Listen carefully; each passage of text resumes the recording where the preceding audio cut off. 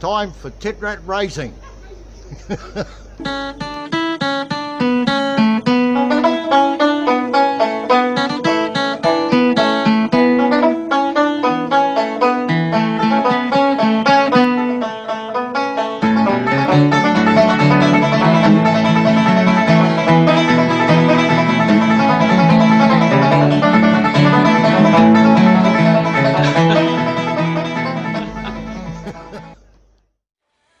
Alright guys, all the dust has settled after that wild kukerin weekend. Taking out the first spot, the full drives, second fastest lap overall. Team, what was his name? Team No Mercy, his two-wheel drive, absolutely beast of a weapon that he's built up over probably 8 or 9 years. It's very hard to beat, but he got the fastest lap this year over us from last year, so well placed out to him. Old Leo picked up a few injuries. Obviously you can't smash a Pajero through mud and that like we did, even with all the modifications. So I'll take you for a quick run through, just show you what's happened to the old girl and what we're going to do to fix it. So I'll just turn her around. Rightio, the first thing that's most noticeable is that wheel there is on the piss. It's pointing in at the top that way. A bit like the other side. I did notice we didn't actually do this at kukerin. That was done at training. I noticed it on the trailer on the back lap. Pointing out, you can probably notice as well, we got the big 37 treppies on her. We went out to a bit of a show and shine. Got asked to take Leo out for the people of Wundarri to have a bit of look during their annual show. So we spent pretty much 20 hours cleaning her after kukerin, polishing the shit out of her. As you can see, there's quite a few scratches in our nice paintwork now. Quite a few up here where Reddles had his arm out the window doing the #1 thing. Inside, our isolator got full of mud, so it didn't want to turn on. In the end, the starter motor switch, that was playing up, as well as the starter motor seized when we were at kukerin. But since we got it back, we cleaned it out, and in the process we're washing out the gearbox, well not the gearbox, the bell housing, get all the mud out of the clutch, and it got more shit in it and seized up again. So I've just finished pulling that all out and getting that all running. So we keep doing the walk around. She looks damn good with the big tyres on her, but as you can see, on full lock, for one thing, the power steering pump doesn't handle trying to turn these. It's like 50% power steering, 50% belt slip at the moment. Could just tighten the belt, but at the end of the day, there's no point putting all this on there if it's just going to kill the car. Aesthetics are one thing, but practicality is our big thing, and I think that's where we go a lot better over everyone else, that we can put the shit that looks cool aside from the stuff that actually works good. But if I come up this way, right, so I'll give you this angle. If we hop pretty much level behind that tyre there, you can see the front tyre is got quite a bit of a difference. There's probably about 3 or 4 mil in the top on the adjustment, so we got to adjust that out, get that wheel looking straight again. What else have we got to do? Notice there's a big scraping noise coming from the back brakes, so by the looks of the rotor, I'm thinking maybe, it doesn't look that bad, but maybe we're running out of brake pads. But nonetheless, Metspark supply us with another set of brake pads, which we got right there, the old cheap and nasty silver pads, silver line, but for a creekbed racer they'll be fine. There's the first alternator we wrecked at training. The second alternator doesn't seem to sound as bad, but we're going to try and work out a way of running it with the alternator all together. That's a future plan as well. See from that footage there, we have replaced the CV. The CV's actually come, believe it or not, I guess they don't think it's quite on a creekbed racer, but it comes with 100,000 kilometre or 5-year warranty. Well, we got 3 laps of kukerin and it blew out. So nonetheless, they swapped it over. Repco Mundaring, great people, great to deal with. So if you guys got any stuff for them, you know who to go to see. We've also in the process bought another one for this side. We'll pull him out. He was making a bit of ticky noises while we're down there. So we're going to replace him out, replace the back brakes out. Alright, so I'm going to take the hood off for you now, and we can have a look at what's happened underneath there, because yeah, we got kind of sandblasted a fair bit, and like, she doesn't look that bad now because we took her out to the show and shine that I mentioned. But as you can see from here, we had a blowout in the front, as you can see from the new pop rivets, and that just ballooned out, and in the process the mud went in and then blew the back out. Didn't seem to phase it too much. We did run a second slower on that lap, but no, that's nothing really. So here we go, it's a quick shot underneath the bonnet. As you can see, the homemade intake tube. Got quite a bit of a sandblasting. You notice the rust. Well, the Kukerin creekbed is renowned for rust capabilities. It rusts everything up, hence the reason starter motors, idler pulleys and all that. After training I had to swap out the power steering idler pulley, swapped out the alternator off the poor Challenger, and we also changed the bottom, you can see it down there, that idler. Is it going to focus for us? Probably not, but the idler pulley right there, that's a spare one I had left over from one of my Mitsubisis. Being Mitsubishi and their wisdom, they don't make them so you can just pop the bearings out. I tried doing that and it was like a grenade had gone off in the workshop. I was lucky I didn't get shot. But alrighty, so I don't know if you can see, we'll have a look at that later. But to adjust this tyre, to get it back out that way, we've got to do the same thing as what I did on episode 2, whereas you actually space out the control arm, top one, out the top, and it just pushes it out a smidgen, which is no real biggie. You race these things, they're going to get bent a wee bit. So alright, I'm going to get into it and swap these tyres over for starters.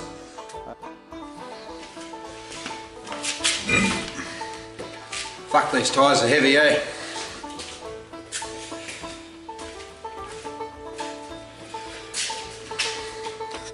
If you have a close look there, that's actually one of the ball bearings from the CV that exploded. Obviously we ran it over, coming up to the shed. Picked it up, gone with that.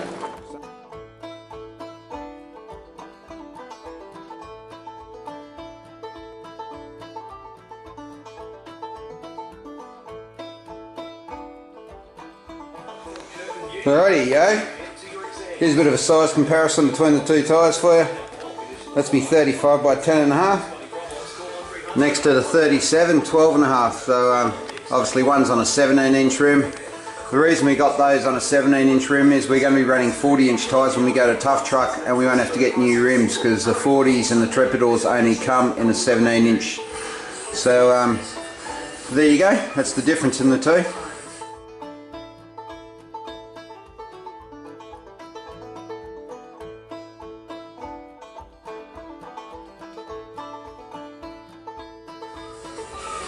So I've managed to pull the rear caliper off. I can tell you it didn't come off easy. This pin right here was seized in good. I need to give that a light wet and dry and grease it up in both of them. As you can see, that brake pad's got a couple of mil on it, but that one there I think is completely down to metal. So yeah, I know the other side's like that already. So yeah, put in the new brake pads, put it back together, grease her up, and she'll be ready for another year.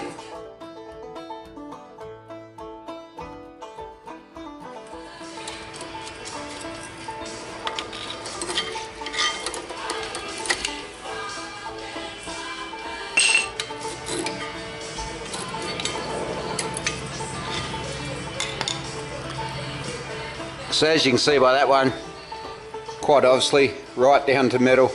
Kukerin Munn finished that pad off. Got it just in time, it didn't damage the caliper too bad. Hopefully Repco's given us the right set of pads. Adam, you're on the money again, thank you matey. But these things here I think they worked out to not very much, about $30 for the set. So suitable for creekbed racing 110%. Got it, just got to push it down at the back.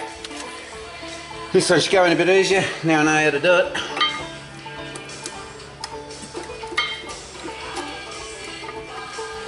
Bada boo, bada bing. Now all I got to do, sand down these pivot pins and put a bit of grease on them so the caliper can slide in and out freely, so it doesn't lock up brake pads. Alrighty, with this exercise, the piston's pushed all the way out because the brake pads were so thin. So all I'm doing here is just punching it back into the inside of it there. Literally just apply a bit of pressure. And she should go all the way back so it'll fit over the brake pads. So I was trying to put the calipers back together. You can see that's where the slides run through there. There you go. It's full of crap in that. The easiest way I think to do this is I measured it was 8.5 mil. So just use the drill bit as such. I'm just going to run it in and out quickly. And as you can see by the shit on the end of that, it's got a bit in there.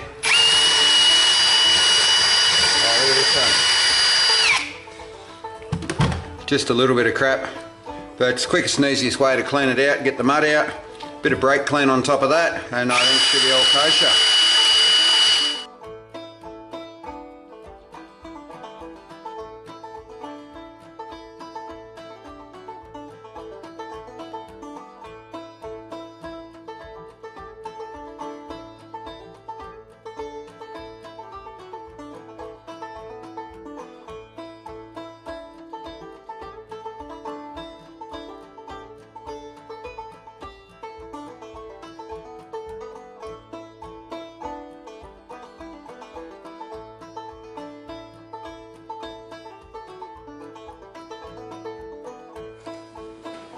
Alright, we changed out all the brake pads. As you can see, not very good condition, and two of them down the middle. We literally, I think, caught them just in time. They didn't seem to take too much of the rotor with them, so yeah, smart move for that one. Alright, I'm going to try and move into adjusting the camber on this front tyre. I think you can see it a bit more predominant now. I've put the smaller tyres back on, but if I zoom up, you can clearly see, even with the lines, with the drawers in front of it, how much on the piss it is. So I'm going to pull that apart and see if I can't find what's bent, straighten it. If not, I'll space it out. So here we are with our parts list. Metspark just managed to get back from Repco, so we got ourselves some upper control arm bushes, nullified. I'm pretty sure that's what our problem is with this sucker here. Zoom in if you can see, it's a bit dark, but you can see how this washer is step dried out, and on the other side it's the same distance coming back that way, which indicates to me that the bushings are absolutely knackered. So I'm going to change those out and hope to get this tyre back out that way for us. So that's that one off the list. Second one here, that's a axle seal to stop the axle from leaking externally. And if we go over here and have a quick look underneath, you can see there the axle's leaking, so that's why we need that. We still had a bit of a chatter with the CV itself, so next one, passenger side CV, and since Repco was so good to replace the other one, hence it did only do a couple of laps, but you guys can see the warranty logo right there. Zoom in, give you a good look. Try and get the glare off it for you. There you go, 5 years warranty or 100,000 Ks, whichever clicks up first. So we buy 2 CVs, should never have to buy axles again. So yeah, I'm going to try and rip the upper control arm off, and we'll take it from there. Try and get these bushes in, which is going to be a mean mother to do, but oh, I'm failing that. Old Dougie with the bellow, he made us a leak down tester. So we're not 100% sure if I bent a valve. We did have a bad nitrous backfire, but either way, he's built us one of these for Metspark rather. I'm using it, and we'll see how we go. Hopefully, I personally think that it could just be a matter of a whole heap of mud around the crank angle sensor, fouling up the sensor signal. So, and getting too many backfires like in a row. I don't think we would have done that much damage with a single backfire. And not only that, it was running fine. It seems like the knocking noise that was there was gone, but these G672s, all 4s, whichever motor you got, are renowned for having hydraulic lifter noise. You can literally start your car up in the morning, sounds like it's about to explode, you turn it off, turn it back on, it sounds like it's a brand new motor. So it seems like it might have subsided, I'm hoping so, but nonetheless, we'll take all the alternator assembly off again, take the power steering assembly off, listen to the motor. Got no pulley noise, no dirty alternators, with full of sand, so you can actually hear what's kind of going on a lot clearer. So that's what I'm going to try and do after doing the trailing arm. Main thing is trying to get it look aesthetic and get it back out. We got the kids billy cart racing on in Manalina this weekend, so I was thinking Well, we might stick old Leo out the front, get a bit of advertisement for the sponsors, being TJ Signs, Battle Axe and Metzbach, of course, being the main one. And not only that, YouTube logos on the side, see if we can't get a few more followers. So I'm going to get stuck into it. I'll take a little bit of footage as we go. You guys are probably sick and tired of seeing me spin spanners, but at this stage, nothing really other than that to do. What I can tell you about is the turbo kit that we've got manufactured for the V8 Range Rover. It's only a 3.5 litre, but what we're planning on doing, giving it 7 to 10 pound boost with a turbo. Just see what it can do. I know what it's going to do. It's going to blow up, and let's be honest, it will fucking blow up. But at the end of the day, we've got a 4 litre that we're going to build for boost. So we'll see if it actually makes boost with the manifolds that I've built. I'll show you more about that a bit later. As we're still doing a Leo wanker video, not a tip wrap video. So I'll keep going from there and keep you updated as I get along. Alright guys, you can see that I've ripped the upper control arm off so we can replace the bushes that we're talking about earlier. Here we go. I've had a bit of a look on YouTube, and from what I'm saying is you've got to heat these up and work these out sideways and that. But said another bloke from WA, Pajero 4-wheel drive club, he just uses a drill bit and sticks it in there and runs it around, pops it out. But what I'm going to try and do is I've actually cut the outer edge off. If you compare it to this side, you can see you got the big thick bit that runs around, and since the spaces are pretty good down the base here, I'm just going to see if I can't press it with that 20-ton press all the way through. See how we go. Well, as you can see, the press worked quite well. Yeah, 20 tons is a fair bit of force, but yeah, it just slid it straight out. Didn't damage any of the insides, so that's good for our new bushings. So here we are, got the control arm off, as you can clearly see there. But another thing, as you can clearly see, is these bushes are way too big to go in there.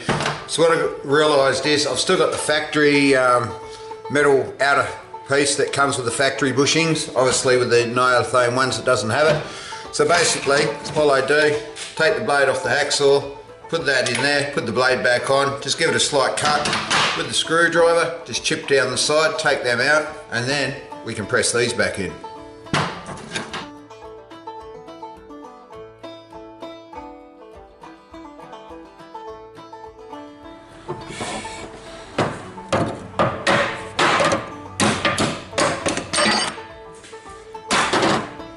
And out you come, nice and easy.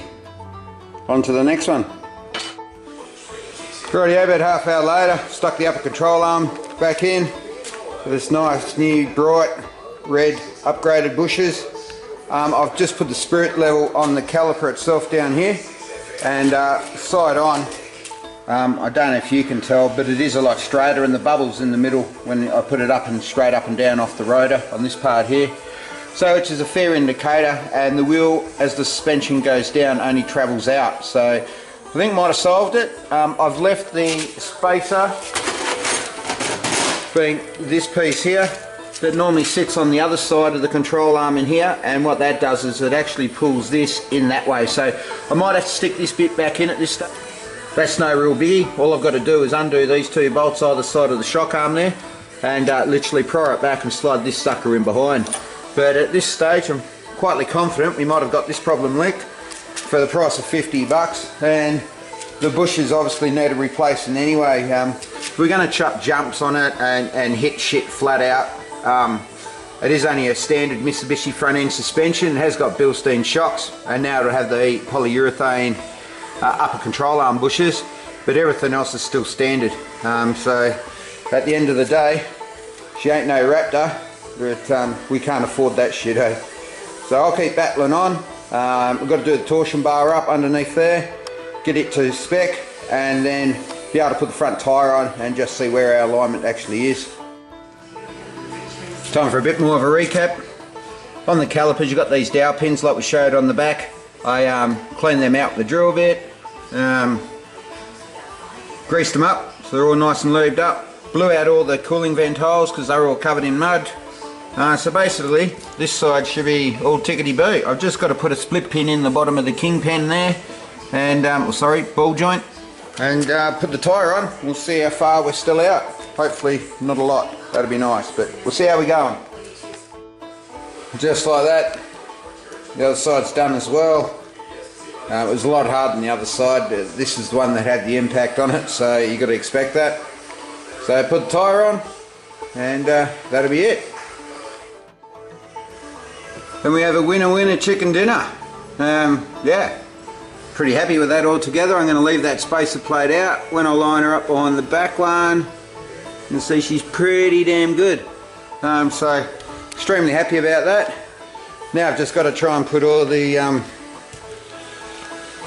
guess you call it the armour, the mud protection back in. Pop riveted all in because this side blew out as well. But we're on the gravy stroke now on this side. Brakes are done, armour's going to be done, tyres straight. Feeling happy about it because at first I thought I had a bit of a bent chassis issue going on there. Over the bent issues on this, don't want to cut the other side and straighten it, but as it turned out it's just a couple of worn bushes, so very happy indeed, Mitsubishi owner. Yeah. Alright guys, I've done a lot of talking in this episode, just trying to make an episode for you guys. As you can see on the bonnet there, the manifold's off the big girl again. That's part of doing the leak down test. We've got to take the rocker covers off. Going to be pulling the whole front of the engine back off, make sure that crank angle sensor and all that's not dirty. Failing that, that's about all I've got time for in this episode because we're already up to the 20-minute marker. Like I said, there was a lot of talking. Hopefully you hang in there with me because we've got a lot more adventure to go once we do the leak down test. We are probably 2 weeks away waiting for JB to get back from site, but we're going to take her out bush with the Unimogger Bruce Fulchers and old Mr. Greg Huggins from MedSparks bringing out his awesome GU as well. We might even get old Carl Dryers, fucking wood chopping bus out there. That's a bit of a legendary rocket in itself, mate. The tough as nuts old GQ Patrol. But in the meantime, always like and subscribe. We're trying to get up there. We're almost at 50 subscribers, guys, so come on. Hit that button for us. Let's smash this. And till next episode, keep it safe. Tit Rat Racing.